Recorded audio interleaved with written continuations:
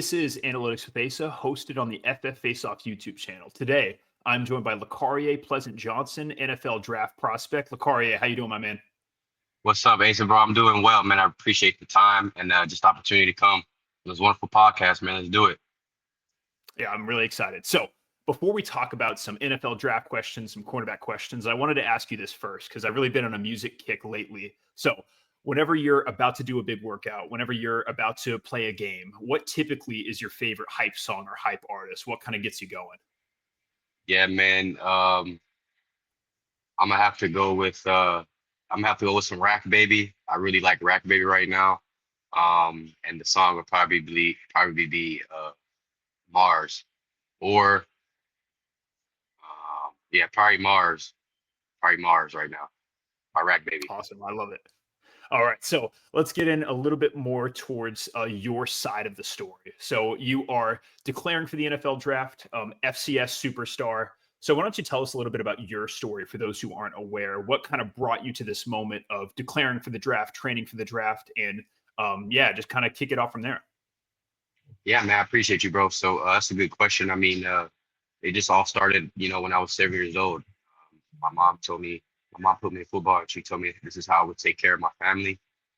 Fortunately, my mom passed away at the age 31 due to cancer, and so I mean that's why I wear number 31. I got it tatted on me, and she's really my why. But I mean, my mom's really the reason why I'm about to be, drafted here in April, and on the way to have a good, successful football career and life after football. I love it. That's a really touching story. And so why don't you walk us a little bit through what a draft preparation looks like for an NFL prospect? So what does kind of a day in the life look like for someone who's preparing for the draft and talking to teams? What does that kind of schedule look like for you? Okay, well, I can kind of show you now if you don't mind. I'm here at No, that'd be I'm great. here That'd be great. yeah I'm here at Elite U, and let me switch my camera. No, you're good, man. And so just so to speak, man, I'm just having my front camera. This is a day in the life of somebody who's training for the draft, man. I've been training for what 12 weeks. I've been training since January 6th. I'll kind of walk you through. Mhm. This is the facility a little bit. Take you through. This is everybody. We got the wonderful Lindsay helping us out. So this is where I'm training at, and this is kind of how draft prospects to do it. You know what I'm saying? So that's kind of like a day in the life. I had my first workout. I'm gonna be getting my second workout in here soon, man. So it's all about what you want to put in and how much work you want to put in so you can get it, what you can get out of it. No, I love it, man. That's awesome. So let's get a little bit more specifically into your role in the NFL. And I know you played corner with Southern Utah. And so if you kind of had your choice, what type of role would you like to see yourself in the NFL? Do you see yourself more as like the type of pressman, corner, the cover three, all of the above? If there's a type of coverage that you could choose you like to play most, what do you feel most comfortable playing? I definitely feel most comfortable playing cover three to man. Okay. Um, and shoot, if it's cover three, I have two receivers and number two receiver eliminates itself. I'll own all of one. That stuff that I can do with my eyes closed, but definitely the cover three guy, and then man, definitely as well. Man, I like to get along and my length on guys, and I can bump and run with many of them. So man, and cover three for sure. Yeah. It's the long arms, isn't it? Exactly, bro. Yeah, exactly. Yeah. No, that makes perfect sense. By the Yeah, way, man. and you're 6'2", 6'3"? Yeah. Yep. Okay, perfect. All right, so next up, let me ask you this: who in the NFL do you model your game after? So obviously, you're your own individual player, but if you had Yeah. to pick someone who has teach tapes, someone you like to watch and say, "I want to play like that guy," who's kind of the guy first coming to mind? Yeah. In the NFL right now, someone that I kind of model my game after Mhm. is Patrick Surtain. Mm. I would say JC Horn, but me and Patrick Surtain are, similar in height, similar in wingspan and arm length. And so I really have a good time digging into the film room, and just watching, how to compete, man. Because at the end of the day, that's all this is who wants to compete. But definitely Patrick Surtain, man. I love it. So there's a lot of people that just kind of watch the ball whenever they're watching football. They see the quarterback Yeah. throw it, they see an open receiver, and they think, oh, the cornerback did a bad job. And so let's kind of take a second to maybe educate your average fan. What are some misconceptions that you think the average fan may have about what it's like to play cornerback? Yeah, man. The biggest misconception, man, I'll start here, right? Cornerback, 2024, I started breaking out on Spotlight with my DB group. And what Spotlight is, man, as a corner, you're in the spotlight every time. Fans and the analytics, they don't see the D line. They don't see that they miss a gap. They don't see that they miss the tackle here. But as soon as that ball goes up in the air, that spotlight's on the corner. And the biggest Mhm. misconception is uh, that we don't know what we're doing. You know what I'm saying? I Yeah. mean, I want whoever's on this podcast, man, I want you guys to go outside and run full speed backwards and try to keep up with somebody running towards you. So I think the biggest misconception is, that we're soft, that we're divas, but I don't think so, man. I think all DBs are feisty. You got to be grimy. You got to hit. So um, I just think like going back to misconceptions, is probably just like true. I feel like we got the hardest position in the field, bro. Yeah, I almost think that cornerbacks get a bad rap because if you're doing your job really well, you're almost not going to get noticed. You know what I mean? It's like if you're Exactly. covering a guy so well, the quarterback's not going to throw you the ball. And so, like, typically, a lot of the best corners out there are so good, their name almost never gets called in the announcement. And so, no, I think you put it perfect. Exactly. Yeah, it's hard to understand how you have to backpedal faster than NFL athletes can run forward. And it's just so impressive whenever quarterbacks can do that. Exactly, man. And that just plays a big part of just really being built for, playing this DB position, man. You regress to progress. That's how I'll leave it. Yeah, absolutely. So you're someone who played both sides of the ball in high school. So as someone who played receiver, played corner, is there ways that playing receiver kind of influenced the way that you like to play corner? Man, absolutely, bro. I grew up playing receiver. I knew the in and outs of receiver, bro. I was really, really nice at receiver, man. But that really helps me just body language. You know what I'm saying? Receivers giving me this is not. I've done that all my life growing up playing receiver. So when I see that, it's like second nature. I kind of know how to anticipate. I kind of know what to look at as a receiver because when I was a receiver, the things that I would do, I would try to hamper the defensive back. And so, bro, like, yeah, like it's a whole different ball game. I wish people understood, but yeah, bro, it's a good question. No, I think that makes sense. It's almost like you're behind enemy lines, like because you were a receiver, you know what it's like to have those little head fakes It and definitely run the helps type of though. routes. Yeah. No, I bet. And Exactly, then like yeah, man. yeah, it's like we've also seen in the NFL guys like Derek Stingley talk about how, some people want them to play receiver because their ball skills are so good. So do you think your time as a receiver maybe helped you with those jump ball scenarios or reading body leverage, things like that? Absolutely, bro. Absolutely. Now that I think about it, absolutely. High pointing the ball, Mhm. body position, body control, and then tracking the ball too, bro. Playing receiver growing up helped me really track the deep ball as a defensive back because I'm not gonna lie to you, bro. Some of us defensive back, we panic when the ball gets in the air because either it takes too long or we can't see it, or sometimes the guys aren't confident enough. But that's not the case with me. I just know what I see. Yeah. There's that stigma, like this guy plays defense for a reason. But I think in your case, Yeah, yeah, it's yeah. obvious that your ball skills are good enough to where it doesn't even matter. Yeah, man. My senior year high school DB coach Conrad Hamilton. Shout out to him. He changed my life. But he told me I was gonna play corner, and I'm here now about to get drafted, bro. So it's all good. Mhm. So was it his decision? Was that the reason you made the switch to full-time corner? I mean, my junior year, Gio Melendez, he threw me in corner sparingly. I started one game at corner and I did really, really well. And Mhm. then after that season, we had a new coaching staff come in, and he was just like, "Dude, you're 6 foot plus. You got long wingspan. Let's see if you can backpedal." And yeah, that's when it just really started to take on the DB role. No, I love it. All right. So next up, If you have the time, I'd love to do just a little bit of like a mini film session here where we Absolutely. I can got go all the time in the over. world, bro. All right, let's do it. So let me pull it up for you. And let me see if we can make this smooth.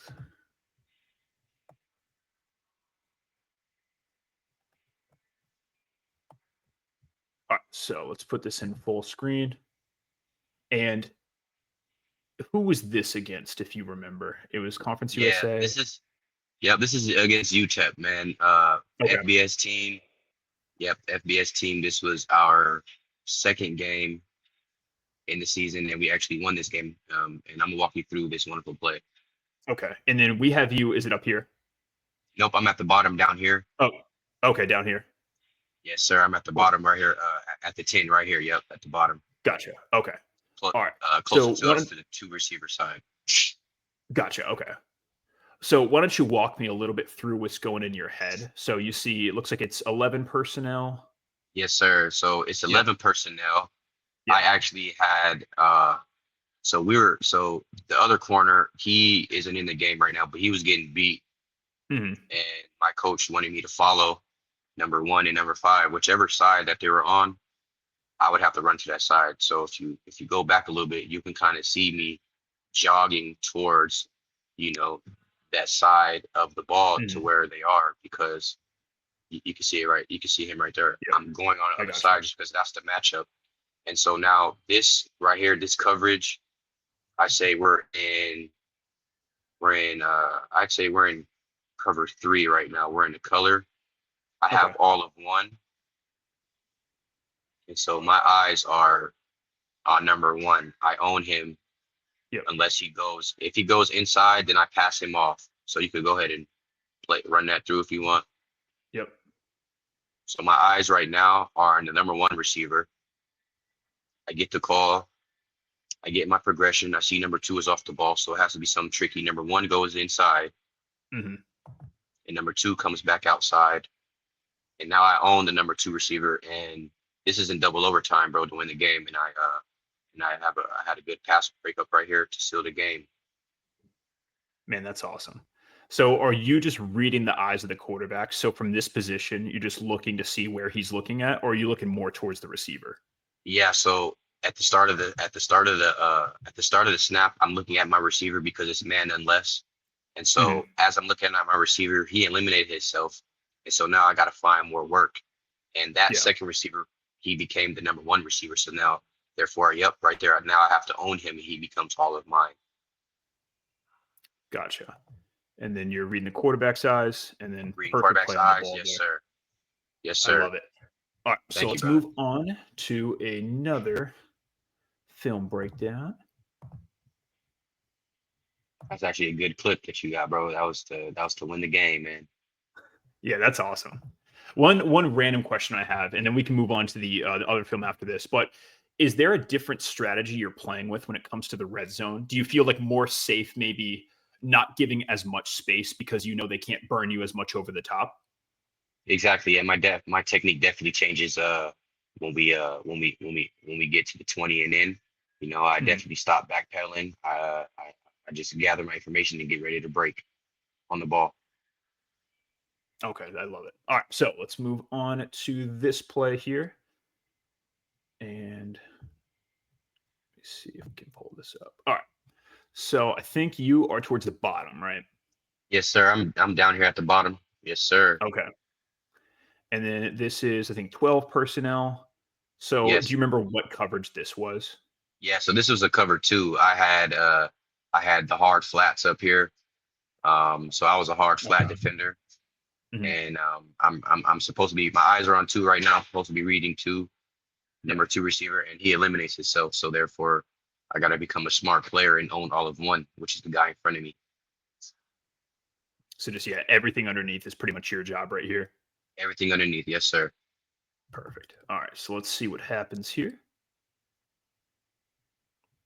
So he's faking the ball. So as you see, And number then, 2 eliminated himself, and number 1 became all of mine. and then just That's bit right on that. Perfect. Yes, sir. And that's a 60 yarder, man. But imagine if I Imagine how much talk I would get if I did that at the FBS level, or if I had 60,000 fans in the stadium. You Yeah. know what I'm saying? It's all Yeah, the no, same thing. exactly. You know, it's all the same thing, man. I'm just taking Yeah, away and my I think opportunity. yeah, and what matters exactly is that like your technique is perfect here, right? And that's what's going to matter. And it doesn't really matter who you're lining up against as long as you're backpedaling right and as long as you're reading the eyes. I think like this to me makes perfect sense as to why you are a draft prospect because you can't really just teach this and expect someone to do it easily. Like it's a tough thing to really do. And I think like these, yeah, like you can't really teach these sort of instincts. Exactly, man. It's just second nature. I feel like. Yeah. And so here you're just looking towards, so whenever you're playing a hard flat, you can just focus on this guy. You see he's curled up, and then you're just looking at the quarterback and you see he throws the ball. You just bite right there. Second. Yep, exactly, bro. Okay, perfect. And then, yeah, that's some long speed. And what was your 40 time in your pro day? Yeah, 4.37. Yeah, 42. That's a pretty good speed. Thank you, bro. I mean, for being a long guy, I would say so myself, bro. I appreciate you a lot. Yeah, absolutely. All right. So, final play that I wanted to talk about, and that is this is in the run game. And I think it's difficult to really get some corners to want to play the run. And so let me The share run, the yeah. screen here. Because I mean it's physically draining. Whenever you're playing the run, it's tiring. And Exactly, so bro. Like, yeah, you gotta fight, man. You gotta show up and you gotta fight. Definitely. yeah, it's all about effort here. So I think you're lined up, you're at the top, right? Hmm. Okay. So we see him lined up. It's almost like this is a like a flex bone sort of formation, right? Yeah, man. Air Force, man, they were really tough, but yeah, flex bone, and it was really complicated, man. But I was able to do all right. But let's go Yeah, through this. Let's go through this one right here, man. This looks like a good let's clip. do it. So first, what are you looking for here? Are there any tells that a quarterback may have that may indicate, oh, they're running the ball? I mean, I know it's Air Force, so they're going to run the ball a lot, but is there anything you're really looking for? Yeah, man. So my eyes are on the number. My eyes are on number 22 on the up. Okay. And so if he comes around for a sweep, anything outside, I have to own that. Okay. So you're outside man. All right. So Anything. let's run it. Yep, I would have to own number 22. You see me going to bite, and it's a fake, and I go Yep. in and I make that tackle. Okay. So yeah, your job is pretty much don't let anything get outside, right? Yes, sir. Do not let anything get wider than me. Yes, sir. Hmm. So then you see here they're faking it. Was this kind of the moment you realized, okay, they're not really giving the ball to him; they're actually just lining up the middle. Exactly, man. I could tell by his body language and his speed he wasn't getting the ball. Hmm. Is that a thing that you do a lot? Is you can kind of tell by the body language of a player, like, okay, they're really not running as hard as they typically do when they have the ball in their hands. Exactly, bro. That gives the tell. That tells me everything I need to know, bro. No, that's awesome. All right, and then we can kind of go forward. You get there, and then you're the one who really finishes that tackle. And Yes, you know sir. that's not the easiest thing to do when you have like a compact. He's probably what 200 pounds, and he's 200 maybe plus, bro. 5'8". Yeah, yeah, that's a different size, you know. Man, thanks for understanding that, bro. All right, so yeah, thank you for the little film section. That was really helpful. All right, let's see. Absolutely, bro. All right, so next up, I had just a few more questions, and this is maybe a little bit more specific to my audience, just being the numbers nerd that I like to be. So everyone's talked a lot about analytics, and in many ways, analytics is meant to kind of quantify what is not currently quantified. So obviously, we have passing yards, and so there's a way of measuring that. But when people look at things like counting stats for a cornerback, I think they're often missing the picture. So as someone who's played collegiate football at the FBS, at the FCS level, how have numbers maybe changed the way that you play or see the game, if it has at all? No, man, it definitely has, because that's how you get paid, man. To be a corner and to have over 25 plus tackles, that's a cool guy that doesn't mind getting into dirty work. And then Hmm. if you're taking the ball away as well, man, the numbers matter, man, because that's how you get paid. You know what I'm saying? Say if your podcast did 100K views and somebody else did 25K, that guy with 100K views, he gonna get paid more. You know what I'm saying? Mhm. So, yeah, bro, like the numbers definitely change the way I play because, bro, like when I get to league, hey, LP, you make 4 interceptions, shoot, that's a $50,000 bonus. What? Okay, now let me lock in more. You know what I'm saying? So definitely, Mhm. uh, the numbers here and numbers definitely do change how you perform and how you approach the game. I feel like. No, I think that makes sense. So one example that's coming to mind is, do you watch basketball? Yes, sir. I actually got a cousin, man, who plays. His name's Marjan Beauchamp. He plays for the New York Knicks right now. Okay, okay. So yeah, Shane Battier back in the day, he was like one of the only guys that was actually okay at guarding Shaq. And obviously Shane Shaq's way Battier. bigger than Yep. him. Yeah, yeah, Shaq's way bigger than him. But part of the reason Shane said he was actually okay at guarding Shaq is because he had a guy who would give him all these numbers. Hey, Shaq likes to turn to the left this percent of the play. So do you have any story relating to that where there's maybe a coach or an analyst or someone who can give a little bit of a deeper analysis on the numbers, or is it more so just watch the film, analyze your guy, and kind of see what works? Nah, man, film study is way big. It's too big. And like Yeah. for example, I was facing Darius Cooper this last year. Whenever Darius Cooper lined inside the numbers, he had an inside breaking route. Whenever he lined outside numbers, it was outside breaking route, man. So that helped me, limit the confusion and just help me put myself in a perfect position to make plays, which I did all night that night, bro. So yeah, man, Shane Battier, that method definitely works, bro, for sure. No, I love it. Yeah. And see, as someone who's big into analytics, I think people tend to get a little bit too numbers heavy, where they're showing some crazy number of blank over expected. And that can be helpful at times. But at the end of the day, games are played on the field, right? And so none of it matters if you can't teach it to someone. And so I Right. think, yeah, it makes sense that it has to be simplified or it has to actually be actionable, right? So the example that you mentioned, I think, is a great way of how analytics and numbers and stuff like that can be helpful in actually making your job easier as a cornerback. Yeah, bro, definitely. It's a numbers game, fam. Um, for another example, let me just tell you. So, for example, Utah, they like to go trade formation. They like to go trips to the boundary, right? Mhm. 14% of their passes into the boundary are trips. And so, whenever I see that, bro, and I'm like, okay, they're in the boundary and it's trips. Okay, wow, it's a pass. It has to be a pass because the percentages, just like we said, the percentages plays a big part in this game, bro. Yeah. Like a really big part.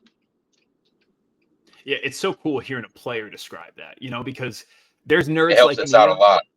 Yeah, yeah, absolutely. There's nerds like me who love to just talk about it, but Yeah, it's really cool just seeing people who actually play this game, like you like see how it actually helps their strategy. yeah, man. It does big time. Yeah.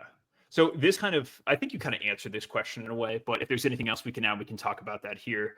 Do you ever look at maybe a player's strength on paper when lining up against them in a game? So obviously film stats are going to be a big part of it, but are you looking at maybe a guy's like 40 time or his yards per catch or things like that in order to analyze, hey, this guy's fast. I have to maybe flip my hips faster than I would normally have to if I'm just, going against some average guy.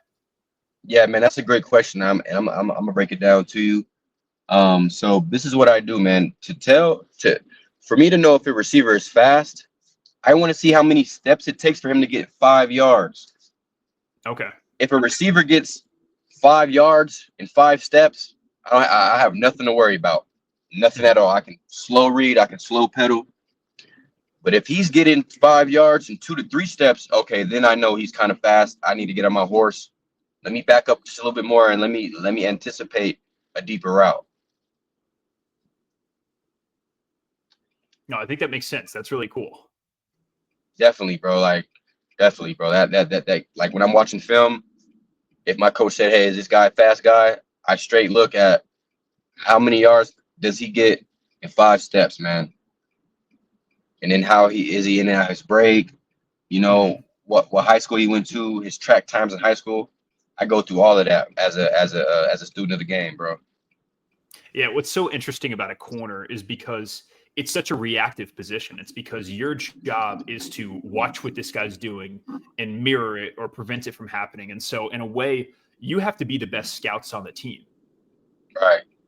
Yeah. So, I really like the way that you put that. Thank you, bro. I'm actually yeah, the grind doesn't stop, fam. It doesn't stop at all, bro. It's crazy. No, I love it. Well, thanks so much for coming on, man. Do you have you can plug your Twitter or any way to build your platform? Feel free to do that here. I really appreciate the time. Yeah, man. First off, I'm a little more professional than this, but I'm actually on my way to my second workout, bro. The work never stops, and I'm trying to No, you're good, get man. You're drafted. good. I really Trying appreciate to the get time. drafted and paid.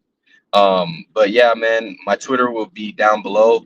My Instagram will be down below at LPJ31 on Instagram, and then my Twitter is Lacarea P31.